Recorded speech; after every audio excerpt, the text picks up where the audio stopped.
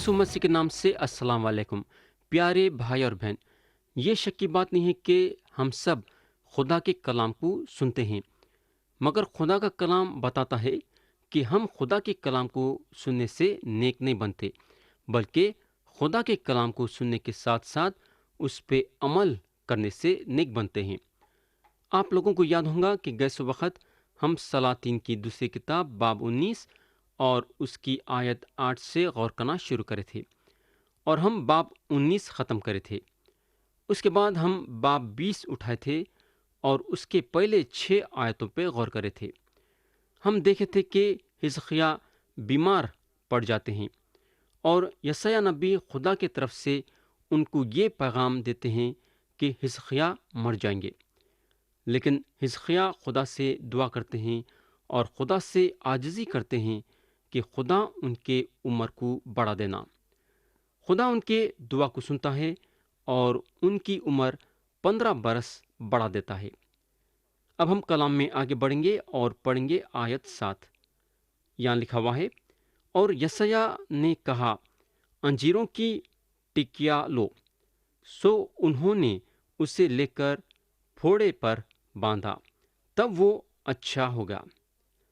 या खुदा चाहता तो बगैर अंजीर की टिकिए के हिजकिय्याह को शफा दे सकता था, मगर खुदा ऐसा नहीं करा, बल्कि अंजीर के टिकिया इस्तेमाल करा। खुदा वो अंजीर की टिकिया में अपनी शफा भरा।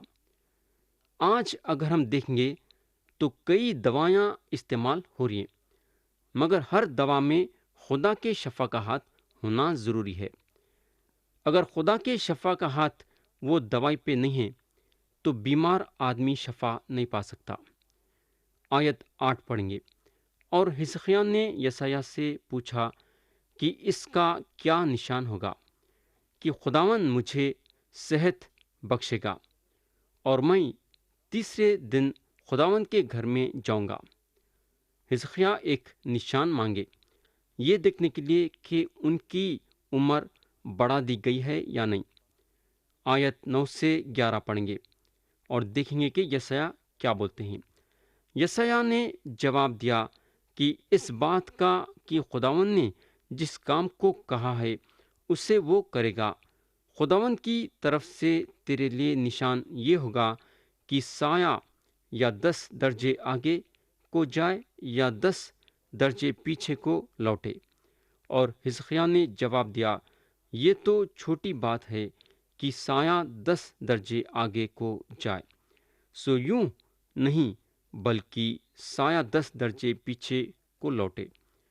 तब यशायाह नबी ने खुदावन से दुआ की, सो उसने साय को आखस की धूप घड़ी में 10 दर्जे यानी जितना वो ढल चुका था उतना ही पीछे को लौटा दिया। तो हिजकिय्याह जो हैं निशान मांगे और खुदा उनको निशान दिया और बताया कि उन्हें उनकी उम्र को 15 बरस बढ़ा दिया है। अब हम कलाम के वो हिस्से पे आएंगे जहाँ हिजकिय्याह अपना सारा खजाना बाबुल के बुजुर्गों को बताते हैं। हम पढ़ेंगे आयत 12 और 13। उस वक़्त शाह बाबुल बरूदक बलादान बिन बलादान ने हिजकिय्याह के पास नामा और ताइफ भेजे, क्योंकि उसने सुना था कि हिजकिय्याह बीमार हो गया है। सो हिजकिय्याह ने उनकी बातें सुनी और उसने अपनी बेशबहा चीज़ों का सारा घर और चांदी और सोना और मसाले और बेशकीमत इत्र और अपना सिलखाना और जो कुछ उसके खजानों में मौजूद था उनको दिखाया।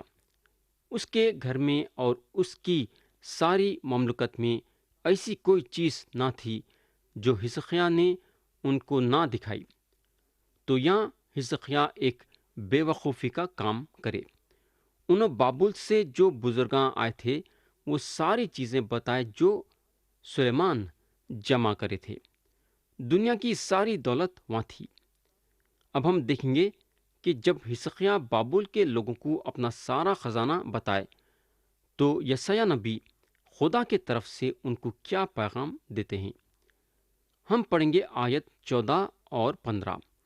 تب یسایہ نبی نے حزقیہ بادشاہ کے پاس آ کر اس سے کہا کہ یہ لوگ کیا کہتے تھے اور یہ تیرے پاس کہاں سے آئے؟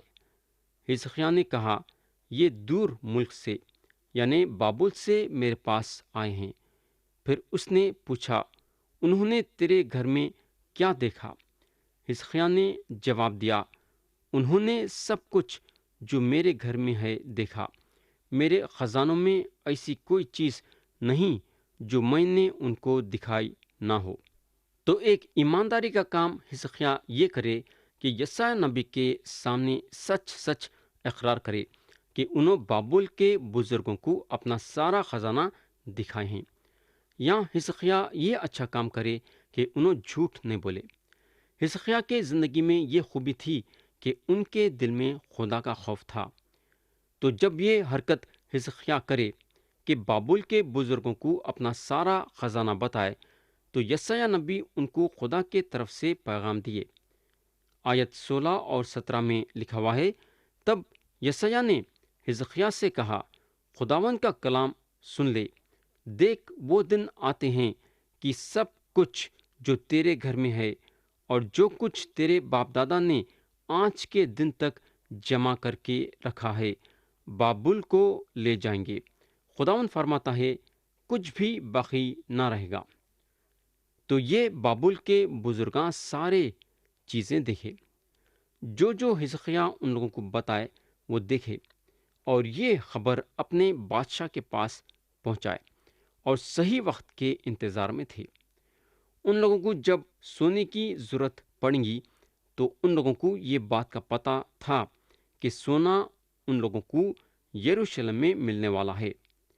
آیت 18 پڑھیں گے، اور وہ تیرے بیٹوں میں سے جو تجھ سے پیدا ہوں گے اور جن کا باپ تو ہی ہوگا، کتنوں کو لے جائیں گے، اور وہ شاہ بابل کے محل میں خواجہ سرا ہوں گے۔ تو پیارے بھائی اور بہن، خدا صاف صاف حزقیہ کو بتا دیا کہ ان کی نسل کو پکڑ لے کے چلے جائیں گے، اور خزانہ بھی بابل کے لوگوں کے ہاتھ میں ہوں گا۔ آیت 19 میں لکھا ہوا ہے، حزقیہ نے یسایہ سے کہا، خداوند کا کلام جو تو نے کہا ہے بھلا ہے، اور اس نے یہ بھی کہا بھلا ہی ہوگا اگر میرے ایام میں امن اور امن رہے۔ حزقیہ ایک اچھے آدمی تھے، مگر ان کے زندگی میں بھی کمزوریاں تھے۔ یہاں اگر ہم دیکھیں گے تو انہوں اپنے زمانے کے امن اور چین کے بارے میں سوچ رہے ہیں۔ انہوں یہ نہیں خیال کر رہے ہیں کہ ان کی نسل بابلیوں کے ہاتھ میں کتنی تکلیف اٹھائیں گی۔ یہاں انہوں خود غرضی جتائے۔ ان کو اپنی فکر تھی، مگر ان کے نسل کی ان کو فکر نہیں تھی۔ ہم کو معلوم ہونا چاہیے کہ آدمی پیدائشی خود غرض ہوتا ہے۔ اب ہم آیت 20 اور 21 پڑھیں گے، جو کہ یہ باپ کی آخری آیتیں ہیں۔ اور حزقیہ کے باقی کام اور اس کی قوت، اور کیوں کر اس نے تالاب اور نالے بنا کر شہر میں پانی پہنچایا، سو کیا وہ شاہ یہودا کی تاریخ کی کتاب میں قلم بند نہیں؟ اور حزقیہ اپنے باپ دادا کے ساتھ سو گیا، اور اس کا بیٹا منسی اس کی جگہ بادشاہ ہوا۔ پیارے بھائی اور بہن، شاید آپ کو ایک عجیب سی بات دکھیں گی اگر میں آپ کو یہ بولوں گا کہ حزقیہ اس وقت مر جانا پسند کرنا تھا جب خدا یسایہ نبی کے ذریعے سے ان کے موت کا اعلان کر دیا۔ تین چیزیں ہوئی خدا ان کی عمر کو بڑھانے کے بعد۔ حزقیہ کے زندگی میں تین بے وقوفی کے چیزیں ہوئی۔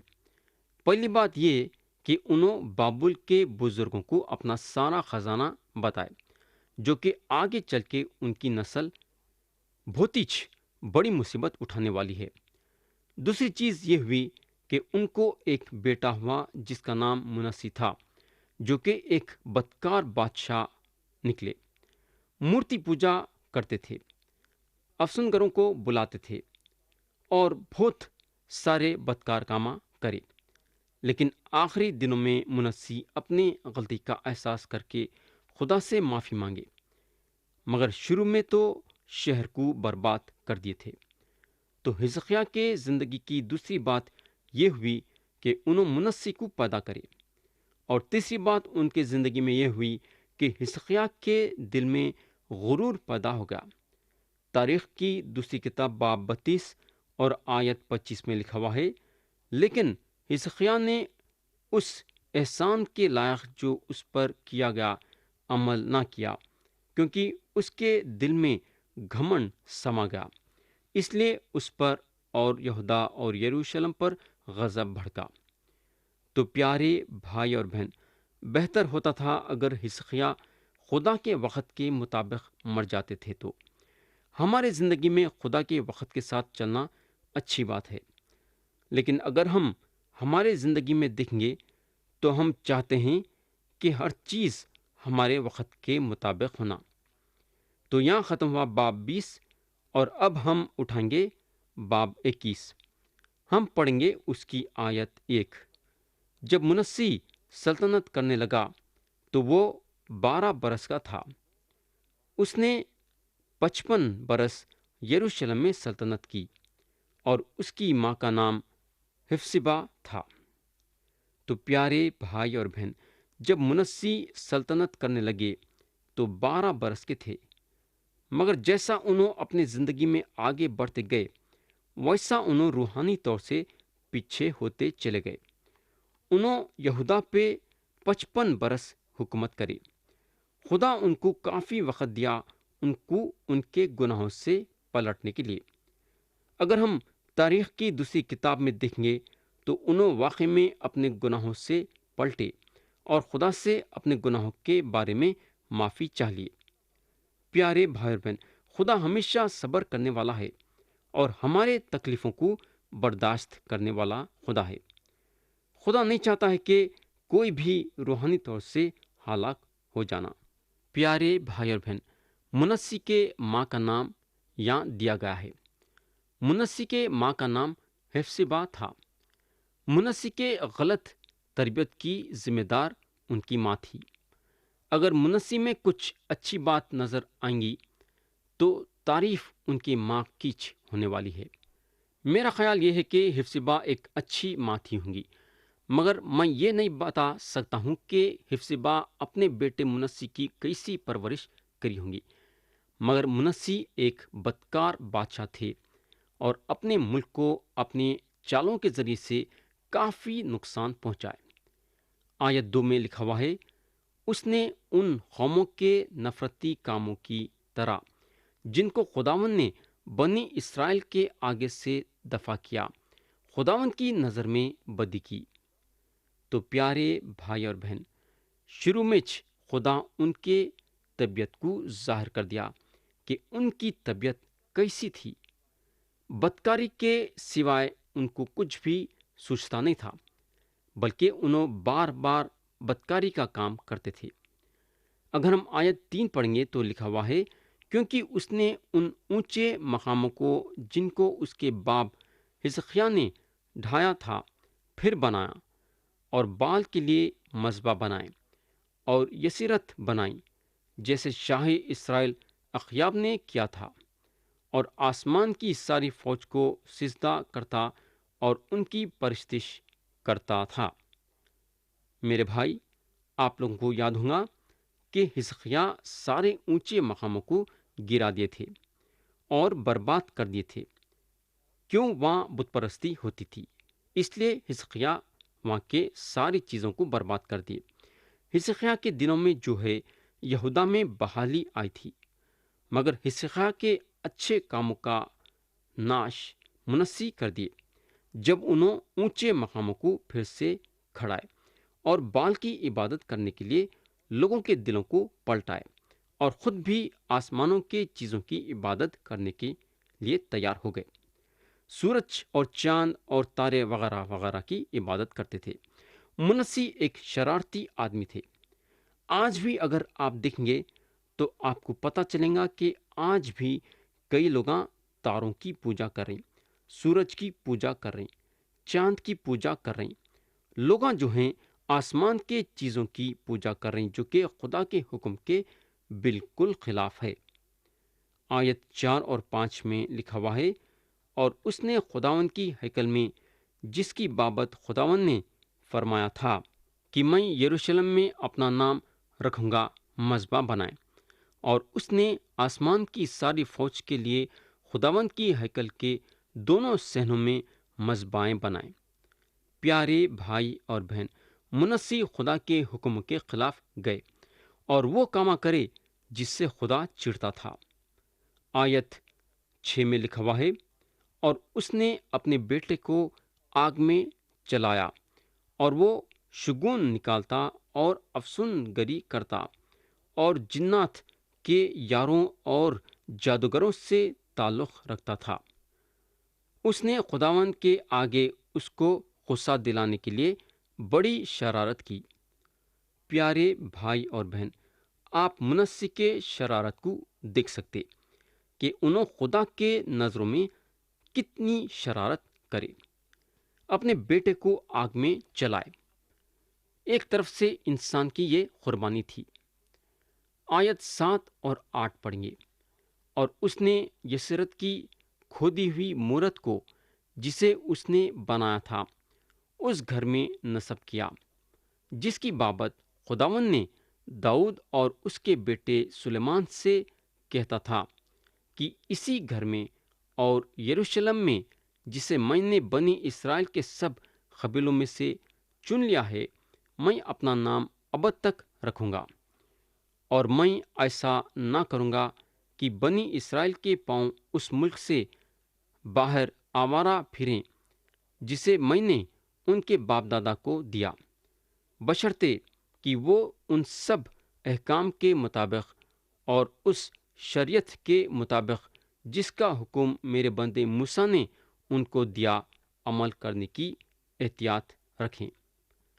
پیارے بھائی اور بہن، یہ لوگ اس وقت یہ بات نہیں جانتے تھے، مگر ان لوگاں تیار ہو رہے تھے سفر کرنے کے لیے۔ ان لوگاں بابلیوں کے ہاتھ میں گرفتار ہو کے بابل کو جانے کے لیے آگے بڑھ رہے تھے، کیونکہ وعدے کی زمین ان کی اس وقت ہو چکی جب یہ لوگ خدا کے شرط کو پوری کرتے ہیں۔ یعنی کہ بولنے کا مطلب یہ ہے کہ وعدے کی زمین ان کی اس وقت ہو سکتی ہے جب یہ لوگ خدا کے شرط کو پوری کریں گے۔ وہ شرط یہ تھی کہ ان لوگاں خدا کے حکم کے مطابق چلنا۔ آیت 9 میں لکھا ہوا ہے، پر انہوں نے نہ مانا، اور منسی نے ان کو بہکایا کہ وہ ان قوموں کی نسبت جن کو خداوند نے بنی اسرائیل کے آگے سے نابود کیا زیادہ بدی کریں۔ تو پیارے بھائی اور بہن، منسی غیر قوموں کے لوگوں کے ویسا بدکارج نہیں تھے، بلکہ غیر قوموں کے لوگوں سے بھی گئے گزرے تھے، یعنی کہ غیر قوم کے لوگوں سے بھی زیادہ شریر تھے۔ خدا نہ تو منسی کے بدکاری کو نظر انداز کرنے والا ہے، نہ اسرائیلیوں کے بدکاری کو نظر انداز کرنے والا ہے۔ خدا ان لوگوں کو جو زمین دیا رہنے کے لیے، وہاں سے انہیں ان لوگوں کو باہر نکالنے والا ہے۔ آیت 10 سے 13 پڑھیں گے، سو خداوند نے اپنے بندوں نبیوں کی معرفت فرمایا، چونکہ شاہ یہودا منسی نے نفرتی کام کیے اور امریوں کی نسبت جو اس سے پیشتر ہوئے زیادہ بدی کی، اور یہودا سے بھی اپنے بتوں کے ذریعے سے گناہ کرایا۔ اس لیے خداوند اسرائیل کا خدا یوں فرماتا ہے، دیکھو، میں یروشلم اور یہودا پر ایسی بلا لانے کو ہوں کہ جو کوئی اس کا حال سنے اس کے کان جھنا اٹھیں گے، اور میں یروشلم پر سمریا کی رسی اور اخیاب کے گھرانے کا ساحل ڈالوں گا، اور میں یروشلم کو ایسا پوچوں گا جیسے آدمی تھیلی کو پوچھتا ہے اور اسے پوچھ کر الٹی رکھ دیتا ہے۔ پیارے بھائی اور بہن، خدا راستی کے ساتھ سمریا کا اور اسرائیل کا انصاف کرا، اور خدا اب یروشلم کا اور سارے یہودا کا انصاف کرے گا۔ خدا یہ بات بولا کہ جیسا آدمی تھیلی کو پہنچتا ہے ویسا انہیں یروشلم کو پہنچ دے گا۔ تو خدا کے ہاتھ میں یروشلم ایک برتن کے ویسا ہے اور خدا یہ برتن کو دھونے والا ہے۔ پیارے بھائی اور بہن، آپ شاید چالاک رہیں گے اور دنیا کے نظر میں آپ ایک سمجھدار انسان رہیں گے اور آپ یہ سوچیں گے کہ آپ کو خدا کی ضرورت نہیں ہے، مگر دوست، سچائی یہ ہے کہ آپ خدا کے زمین پہ چل رہے ہیں۔ خدا کی دی گئی ہوا آپ اپنے پھیپھڑوں میں لے رہے ہیں، آپ اس کے سورج کا استعمال کر رہے ہیں اور اس کے دیے ہوئے پانی کو پی رہے ہیں۔ اس کے علاوہ اگر ہم دیکھیں گے تو جو آپ کے پاس جسم ہے وہ خدا کے طرف سے آپ کو ملا ہے۔ آپ کیسا بول سکتے کہ آپ کو خدا کی ضرورت نہیں ہے؟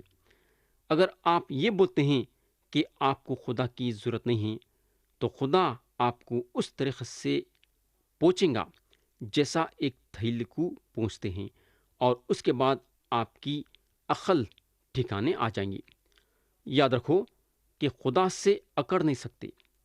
آیت 14 میں لکھا ہوا ہے، اور میں اپنی میراث کے باقی لوگوں کو ترک کر کے ان کو ان کے دشمنوں کے حوالے کروں گا، اور وہ اپنے سب دشمنوں کے لیے شکار اور لوٹ ٹھہریں گے۔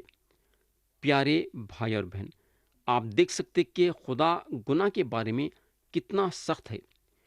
اگر ہم گناہ کریں گے تو خدا ہمارا ساتھ دینے والا نہیں ہے۔ اگر خدا ہمارے ساتھ نہیں رہے گا تو آپ سوچ سکتے کہ ہماری کیا حالت ہوگی۔ شیطان ہم پہ حاوی ہو کے ہم کو برباد کر دے گا۔ تو میرے دوست، یہ ہے خدا کا وعدہ۔ اگر آپ اس کے طرف رجوع نہیں ہوں گے تو انہیں آپ کو پہنچ کے پھینک دیں گا۔ آمین۔